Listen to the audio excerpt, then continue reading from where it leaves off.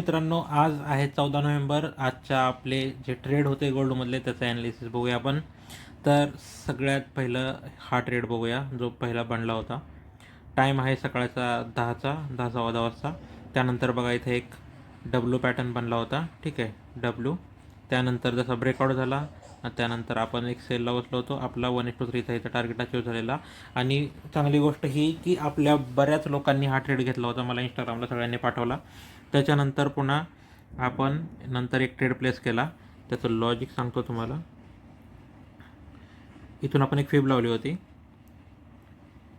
ठीक आहे, आणि त्यानंतर बघा क्लिअर .5ला एक रिजेक्शन कॅन्डल बनली होती, म्हणून आपण ह्या ट्रेडमध्ये सुद्धा एंट्री घेतली होती. आणि त्यानंतर हा ट्रेड मी ग्रुपवरती पण दिला होता, सगळ्यांनी घेतला होता.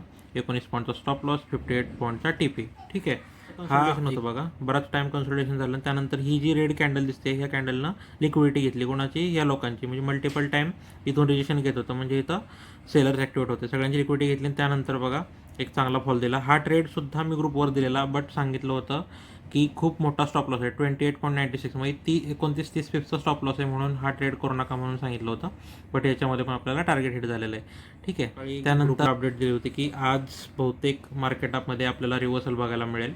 तर एवढे दिवस झालं बघा मार्केट फॉल करत होतं, कंटिन्यू फॉल करत होतं, आणि आपल्याला थोडंसं आज रिकव्हरी बघायला मिळाली. बघूया, हे इकडं लेवल्स आहे थोडा रिव्हर्सलच्या, ही ग्रीन लेवल आणि ही एक ग्रीन लेवल रिव्हर्सलचे. इथून जर मार्केटनं रिव्हर्सल नाही दिलं खालच्या साईडला तर एक आपल्याला अपसाईड मुवमेंट बघू शकतो आपण. बघूया, ज्यावेळेला मला कन्फर्म होईल त्यावेळेला मी ग्रुपवरती ट्रेड देईल.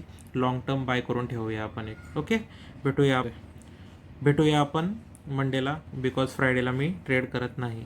हॅप्पी विकेंड सगळ्यांना. ओव्हरऑल आपला मस्त प्रॉफिट झालेला आहे या वीकमध्ये.